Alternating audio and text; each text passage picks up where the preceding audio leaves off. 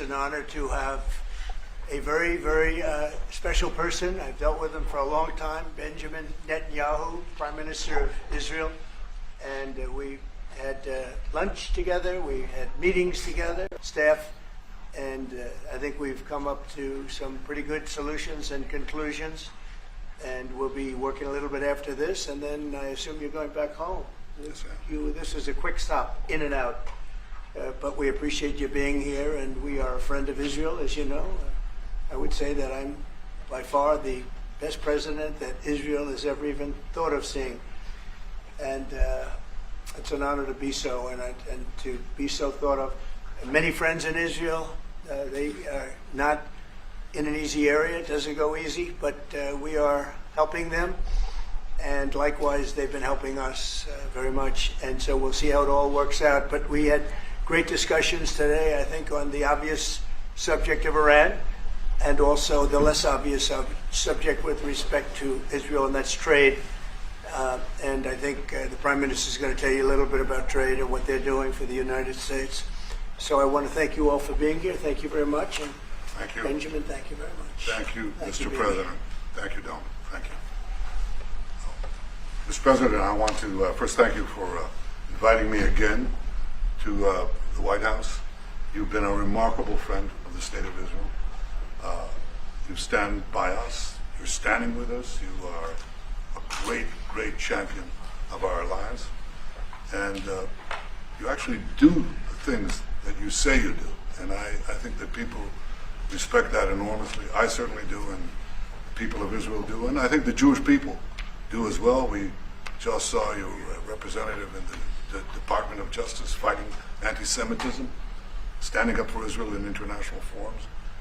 I just want you to know from the heart, it's deeply, deeply appreciated. As you said, we had the opportunity to talk today about many subjects.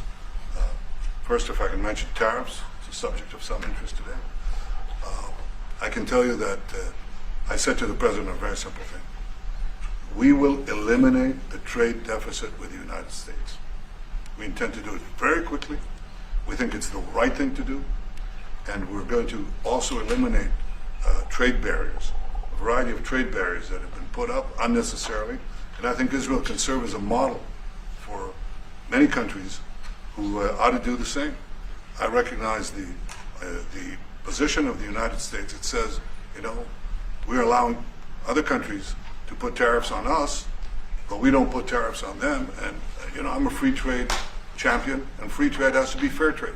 And I think that's basically the position that you have put forward, Mr. President. We are going to eliminate the tariffs, and rapidly. I had the opportunity to speak to Secretary Lutnick yesterday. We talked about how we could effect this quickly, and I hope to bring a solution very quickly. We're not talking about intentions. We're not talking about, just words. We're talking about results. And those results are going to come in. So that's the first. Thank you very much. It's very nice. Thank you. Thank you. Mr. President, what about the hostages deal? Well, Let him finish. I didn't finish. Okay. Even begin. Okay. We spoke about not only the hostages, but about Gaza. The hostages obviously is a human story of just unbearable agony. I speak to the families. I spoke to them yesterday. I spoke to another one when I was in Hungary before I came here. I speak to them every day. They're in agony. The hostages are in agony. And we want to get them all out. Steve Witkoff, was President Trump's very able representative, helped us get a deal that got 25 out. We're working now on another deal that we hope will succeed.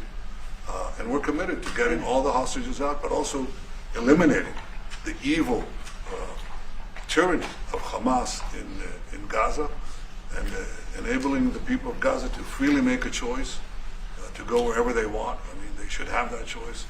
And the President put forward a vision, a bold vision, which we discussed as well, including the countries that might be amenable and are amenable to accepting Palestinians of their free choice if they choose to go there. And I think that's the second thing that we discussed.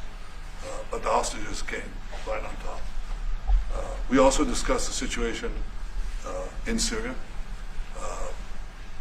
We have We've had neighborly relations with Turkey that have deteriorated, and we don't want to see Syria being used by anyone, including Turkey, as a base for attack on Israel. Turkey is a country that has a great relationship with the United States. The president has a relationship with the leader of Turkey. We discussed how we can avoid this conflict in a variety of ways, and I think we can't have a better interlocutor than the President of the United States for this purpose. And of course, we also discussed Iran. Look, we're both united in the goal that Iran does not ever get nuclear weapons. If it can be done diplomatically in a full way, the way it was done in Libya, I think that would be a good thing. But whatever happens, we have to make sure that Iran does not have nuclear weapons. That's the end of my speech. Mr. President, Israel wants Just to to know add to what that, is your we're specific having plan direct getting all talks the with, hostages wait a out? minute, wait. We're having direct talks with Iran. And they've started, it'll go on Saturday. We have a very big meeting and we'll see what can happen.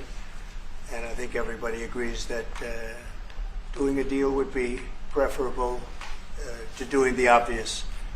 And the obvious is not something that I want to be involved with, or frankly, that Israel wants to be involved with if they can avoid it. So we're going to see if we can avoid it. But it's getting to be very dangerous territory. And hopefully those talks will be successful. And I think it would be in Iran's best interest if they are successful. We hope that's going to happen. And we had just a lot of good talks on a lot of things. I appreciate very much what you said about the tariffs. We've been ripped off and taken advantage of by many countries over the years, and can't do it anymore. We just can't do it anymore. We can't be the stupid people anymore. And it's all because of the people that sat in the seat right here. Not your seat, but this seat. They allowed things to happen to our country that they shouldn't have allowed to happen on trade and other things, many other things. I mean, look at what's happened with our last president, where he allowed millions of people to come into our country with an open border. Who would want an open border? How stupid is that? But he allowed millions and millions of people, and of the millions, and I think it was 21 million people, but let's say 3 of them were serious criminals, serious murderers and drug dealers and gang members and people from jails. All the jails emptied out right into our country, right along the open border on Mexico, generally the Mexico. Okay. They came in from Canada too, by the way, a lot. But generally speaking on the southern border. And what a shame it is that we are now working very hard to get them out, get the criminals out, get the murderers out, the drug dealers, the mentally insane, get them out. They dropped the mentally insane in our country too. And this was all done by the Biden administration. It's a disgrace that we have to work so hard. And then we have judges that try and protect these people. But they didn't protect us when the people were being let in. But to get them out is never easy with these people. So I think we're doing a great job. The border is the best it's ever been, even as strong as it was. I had a great, solid border. I think it might even be tougher right now and stronger. So people are coming into our country, but they're coming in legally. We have a legal process, and we have that moving along properly because we need people to come into our country. But we want people that can love our country and cherish our country. So that's where we are. And with that, any questions?